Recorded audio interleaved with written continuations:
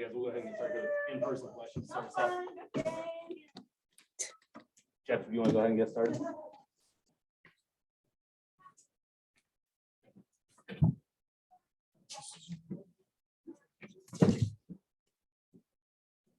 So you've been saying all along that Turner was going to have some games like this where, you know, she's going to finish well and that the scoring potential is there. And obviously that was tonight. Yeah. We get to see her every single day, you know, the way she works on a game, and, you know, we are encouraging her to be aggressive offensively.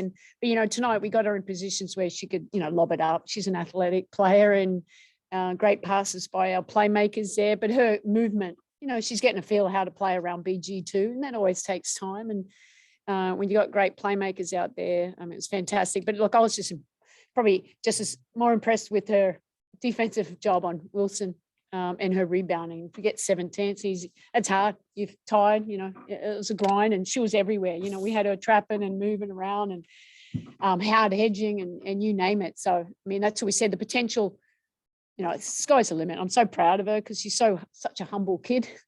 And it's good to, you know, to see us play so well. That dunker spot can be really difficult to kind of, you're not necessarily going to get the ball, but you got to be ready and constantly aware.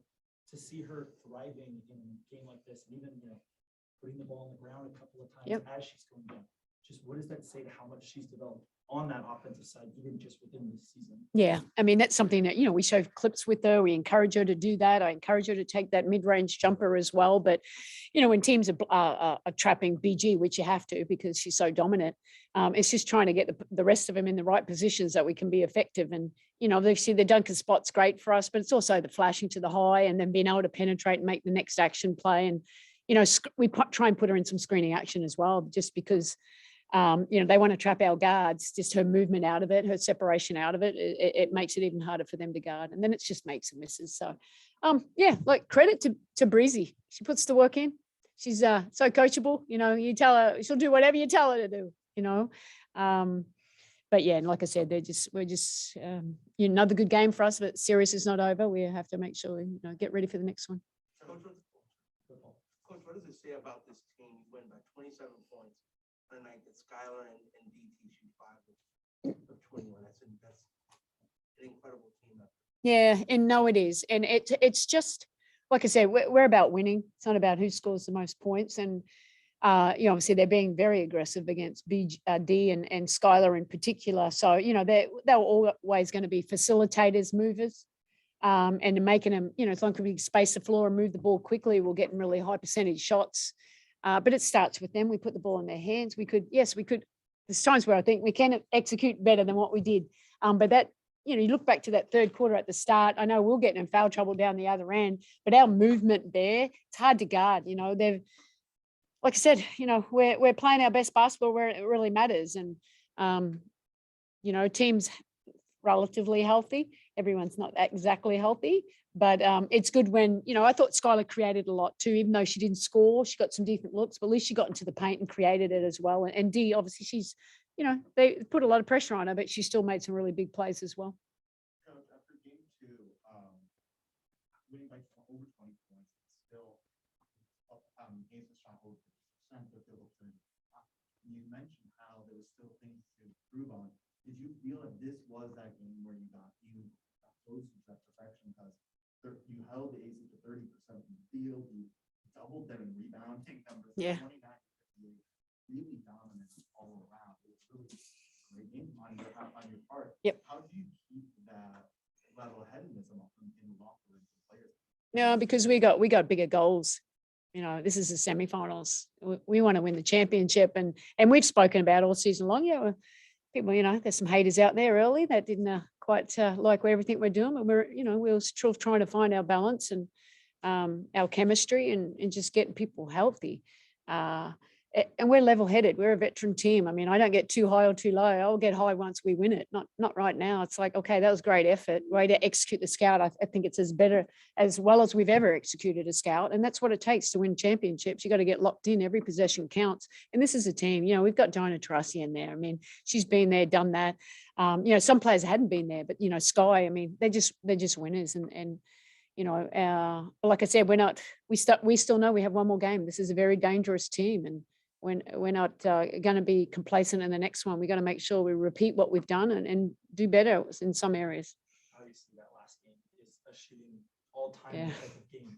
This feels a lot more, not just repeatable, but also a lot more thorough on both ends. Is this maybe the best all-around game you've seen from this team Yeah. all year? Yeah, no, definitely. The higher the stakes, I suppose, you get locked in. It's nice to play well at home.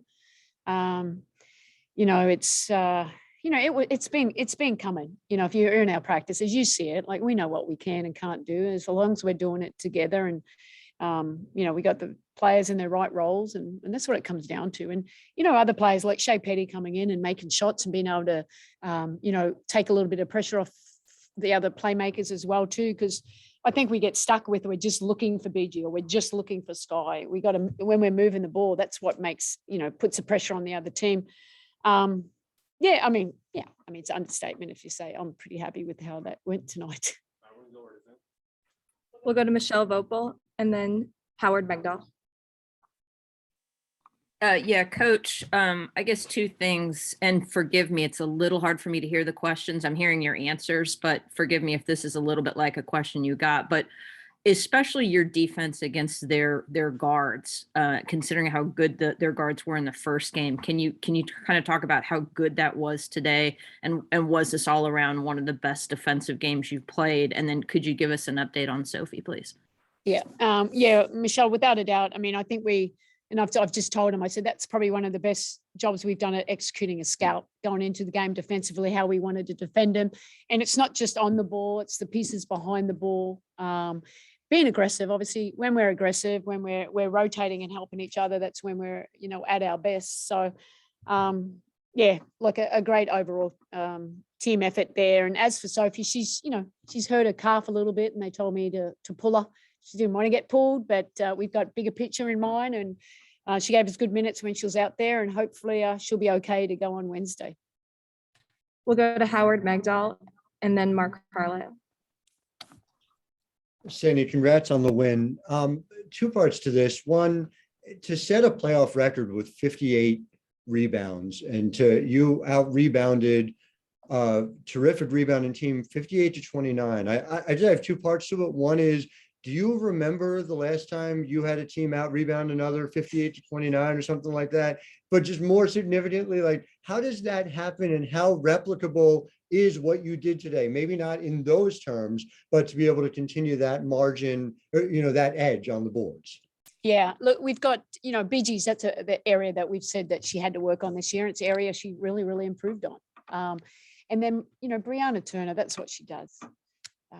She knows how she can help our team, and that's defense and rebounding. And obviously she got scoring tonight as well. And that's just having a really big heart and going to get the boards, and defense is like, how hard do you want to play? How hard you want to do it together. And we did that. So, that's a great margin. We know, like I said, we took the wind out of them. They're going to respond. Bill's going to have them over there, ready to go. And we've just got to make sure it's another 40-minute battle. But if we can control, I always say the 1% is taking care of the ball, being able to get through screens, loading it up, your positioning, and then just blocking out, good things can happen. And that's the plan as we move forward. We'll rest up tomorrow and refocus and get back to work. Thanks, Sandy. We have time for two more. We're going to go to Mark Carlisle and then Danny Thompson. Hi, Sandy. So Turner has proven that she can be a scorer for you guys, but rarely, if ever, has she led the team in scoring. Was it anything in the game plan that you're seeing on tape that they're leaving her open on certain situations, or was it just the guards and Griner finding her in the moment? Yeah, it's a bit of both. I mean, obviously, without leaving her open, a lot of teams have been leaving her open all season long. And then it's about her making plays. And we got her in great positions close to the basket, just with their rotations. And when they're trying to be aggressive on our playmakers, you got playmakers that can make, the right play. That helps. I mean, that helps for her to be able to finish. But I think Breezy's just grown in confidence. She's never going to force it. You have to encourage her a little bit more to be aggressive. But she watches film and studies it, how she can help us. And it was like I said, that's a pretty perfect game for her today. We'll end with Danny Thompson. Sandy, Danny Thompson with a 3-point conversion. Great win tonight. Skylar had nine assists and 0 turnovers tonight. Her shot wasn't falling, but is it just important for her to have a assist turnover ratio like that when the shot's not falling, or you prefer to her to be more of a scoring threat in this type of situation?